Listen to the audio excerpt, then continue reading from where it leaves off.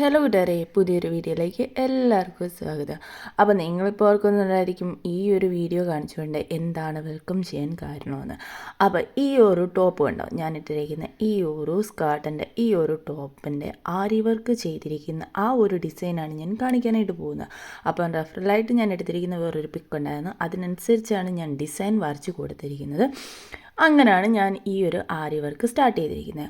അപ്പോൾ ഫസ്റ്റ് ഞാൻ ഡിസൈൻ എല്ലാം ഒന്ന് വരച്ചു കൊടുത്തിട്ടുണ്ട്. അതിനുശേഷം സെറി ത്രെഡാണ് എടുത്തിരിക്കുന്നത്, ഗോൾഡൻ കളറിൽ. അപ്പം ലീഫ് പോലെ വരുന്ന ഈ ഒരു ഫ്ലവർ ഉണ്ടല്ലോ, അതിന് ഔട്ട്ലൈനായിട്ട് ഞാനൊരു ചെയിൻ സ്റ്റിച്ചാണ് ഫുള്ളായിട്ട് കൊടുക്കുന്നത്. അപ്പോൾ എങ്ങനെയാണ് ആരി വർക്ക് ചെയ്യുന്നത് എന്നുള്ളത് ഞാൻ ഡീറ്റെയിൽ ആയിട്ട് പറയേണ്ട ആവശ്യം ഇല്ല എന്നാണ് എൻ്റെ ഒരു വിശ്വാസം. എപ്പോഴും പറയുന്നത് പോലെ ഞാൻ പ്രൊഫഷണലായിട്ട് പഠിച്ചിട്ടൊന്നുമില്ല. അപ്പോൾ എൻ്റെ സ്വന്തമായ ഇഷ്ടപ്രകാരം ചെയ്യുന്നതാണ്. അപ്പോൾ അതുകൊണ്ട് എനിക്ക് എക്സ്പ്ലെയിൻ ചെയ്ത് തരാനായിട്ട് സത്യം പറഞ്ഞാൽ അറിയത്തില്ല, അതാണ് വിഷയം. എന്നാലും ഞാൻ ചെറുതായിട്ടൊന്ന് പറയാം. അപ്പം നമ്മൾ ഫ്രെയിമിലൊക്കെ ഒന്ന് സെറ്റ് ചെയ്തെടുത്തിട്ടുണ്ട് നമ്മുടെ മെറ്റീരിയൽ. അതിനുശേഷം നമ്മുടെ സെറി ത്രെഡിൻ്റെ സ്റ്റാർട്ടിങ്ങിൻ്റെ ആ ഒരു എൻഡ് ഉണ്ടല്ലോ, അവിടെ ഒരു നോട്ട് ഇട്ട് കൊടുക്കുന്നുണ്ട്. അത് നമ്മുടെ ഒരു കയ്യിൽ ഹോൾഡ് ചെയ്തുകൊണ്ട് മെറ്റീരിയലിൻ്റെ താഴ്വശത്തായിട്ടാണ് ആ ഒരു ത്രെഡ് നമ്മൾ പിടിക്കുന്നത്. അതിനുശേഷം നമ്മുടെ നീഡിൽ ഞാൻ എടുത്തിരിക്കുന്ന 24 ആണ് അതിൻ്റെ സൈസ് വരുന്നത്. ആ നീഡിലാണ് എടുത്തിരിക്കുന്നത്. നീഡിൽ വെച്ച് നേരെ നമ്മൾ മെറ്റീരിയലിൻ്റെ മണ്ടയിൽ കൂടെ താഴോട്ട് കുത്തി കൊടുക്കുന്നതുകൊണ്ട് നമ്മുടെ താഴെ ഒരു കയ്യിൽ ഓൾറെഡി നമ്മുടെ ഈ ഒരു ത്രെഡ് നമ്മൾ ഹോൾഡ് ചെയ്ത് വെച്ചിട്ടുണ്ടല്ലോ, ആ ത്രെഡ് ഈ ഒരു നീഡിലിൻ്റെ എഡ്ജിലായിട്ട് ചെറിയൊരു ഒരു ലോക്ക് പോലൊരു സംഭവമുണ്ട്, ഒരു കൊളുത്ത് പോലെ.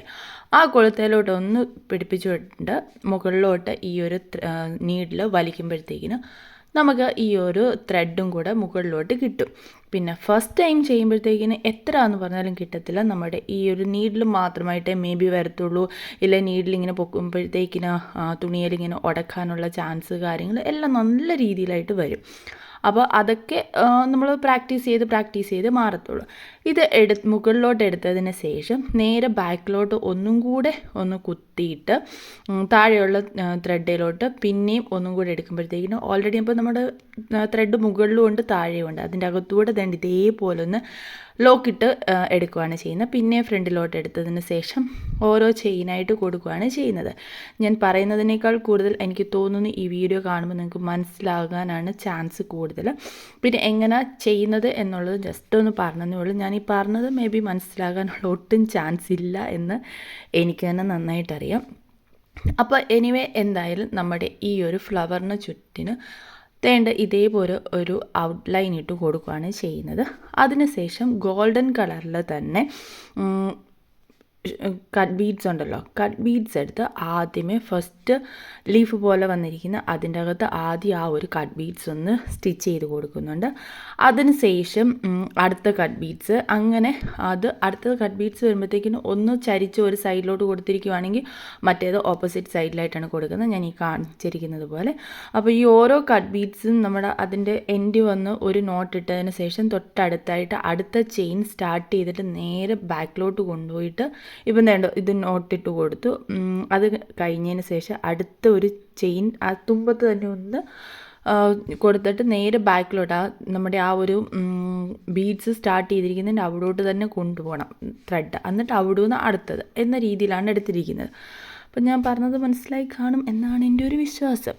ഇപ്പം നിങ്ങൾക്ക് ആരിയിൽ ചെയ്യാൻ അറിയത്തില്ല എന്നുണ്ടെങ്കിൽ ഇത് നോർമൽ സൂചി ചെയ്യാനുള്ളതേ ഉള്ളൂ, നമ്മൾ സാധാരണ കൈസൂചി ചെയ്യാനുള്ളതേ ഉള്ളൂ.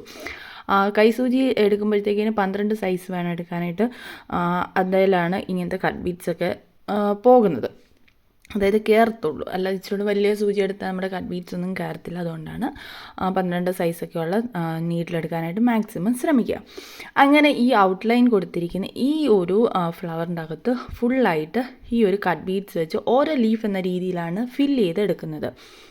സത്യത്തിൽ ഇത് ഫില്ല് ചെയ്തതിന് ശേഷം ഇതിന് ചെറിയ സ്റ്റെമ്മ് പോലെ ഇങ്ങനെ വളച്ച് ഞാൻ വര പോലെ കൊടുത്തിട്ടുണ്ടല്ലോ, അത് ഷുഗർ ബീഡ്സും വെച്ചും കൊടുക്കുന്നതും കൊണ്ട് ഞാൻ അതുവരെ എനിക്ക് വീഡിയോ എടുക്കാനായിട്ട് സത്യം പറഞ്ഞാൽ പറ്റിയിട്ടുള്ളൂ, ബാക്കി എടുക്കാനായിട്ട് പറ്റിയില്ല. അപ്പോൾ ചേച്ചിയുടെ കല്യാണത്തിന് വേണ്ടി ഞാൻ സ്റ്റിച്ച് ചെയ്ത് ഞാൻ തന്നെ സ്കേർട്ടും ടോപ്പും ഷാളും എല്ലാം ഞാൻ തന്നെയാണ് സ്റ്റിച്ച് ചെയ്തതും എല്ലാം ചെയ്തത്. അപ്പം എനിക്ക് വീഡിയോ എടുക്കാനായിട്ടുള്ള സത്യം പറഞ്ഞാൽ ടൈമും കൂടി ഇല്ലായിരുന്നു, മാക്സിമം പെട്ടെന്ന് തന്നെ തീർക്കുക അതായിരുന്നു. അപ്പോൾ വീഡിയോ വരുമ്പോഴത്തേക്കിനും അതിനനുസരിച്ച് നമ്മുടെ സമയവും കൂടെ പോകുമായിരുന്നു. അതും പോരാഞ്ഞിട്ട് സത്യത്തിൽ മറന്നും കൂടെ പോയി. ഇത് രണ്ടും സംഭവിച്ചിട്ടുണ്ട്.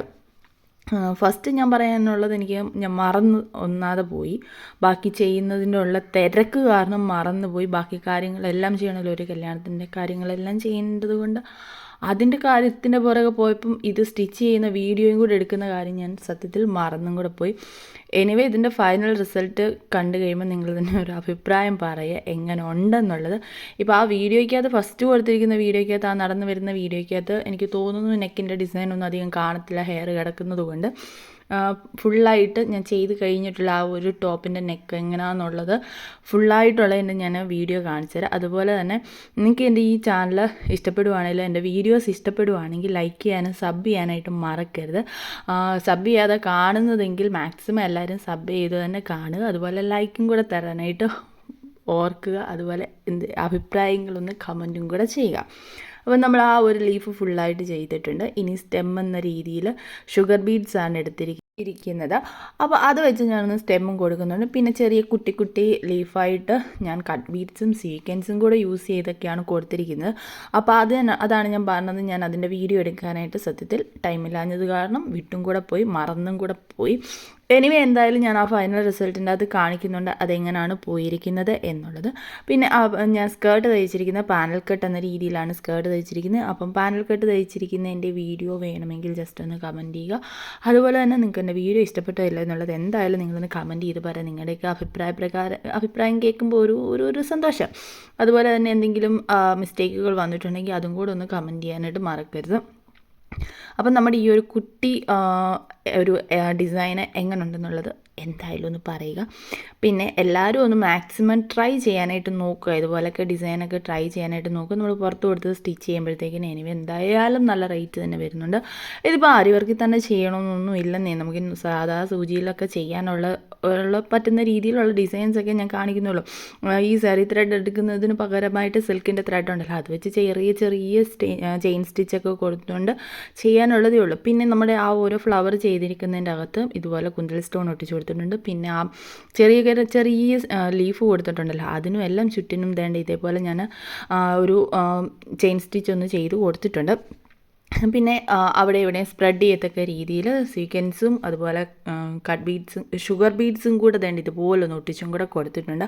അപ്പോൾ ഇതാണ് നമ്മുടെ ഫൈനൽ റിസൾട്ട്. എങ്ങനെയുണ്ട് ഈ ഒരു ടോപ്പ് കാണാനായിട്ട്?